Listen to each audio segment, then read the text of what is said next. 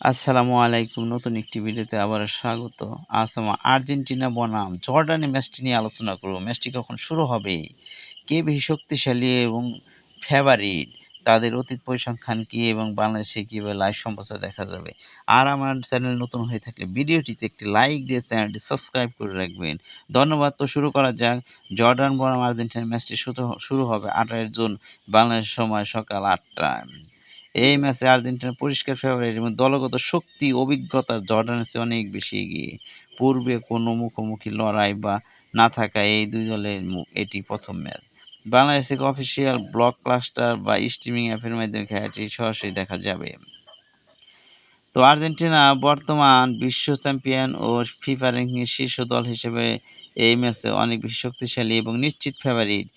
এই গ্রুপ পর্বের পারফরম্যান্সেও তারা দুর্দান্ত ছন্দে রয়েছে। অপরদিকে জর্ডান দল একটু পিছিয়ে থাকলেও তারা আগের ম্যাচগুলোতে যথেষ্ট লড়াই করেছে। কিন্তু শক্তি ও বৈশ্বিক অভিজ্ঞতার দিক থেকে আর্জেন্টিনার চেয়ে অনেক পিছিয়ে রয়েছে।